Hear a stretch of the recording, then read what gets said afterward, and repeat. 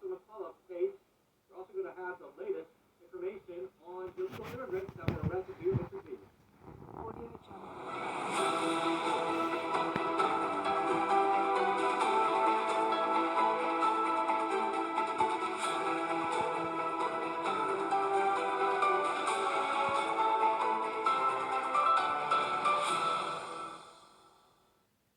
But our top story, of course, has to do with Pope Francis. You know, he passed away yesterday morning around 7:34 a.m. Eastern Standard Time. It was reported a cerebral hemorrhage and a stroke. He'd been in hospitalized for quite some time.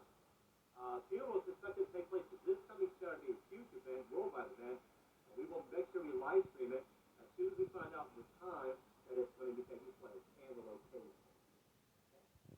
All right, well, on to Leclerc, the one of the legislative staff, like Camilla Anthony at the track meeting last week, he spoke to a blogger saying that the truth will prevail when the judge and the trial comes up, and that he believes that his son, Saber, will go to prison for many, many years. So we will keep you posted with that trial, I assure you. And speaking of that, Carmelo Anthony has reportedly been moved to a secure location because of numerous death threats and harassment for he and his family. All right, other news that we're following right now, Harvard University, well, the Trump administration is not playing. They continue to push back on its executive order.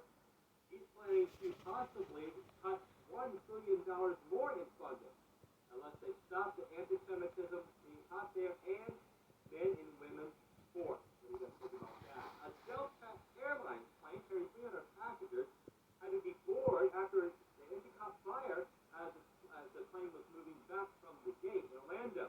Nobody was injured, but my scary time. And moments later, we're now hearing that another Delta plane had an emergency mid-flight. They see some details on that.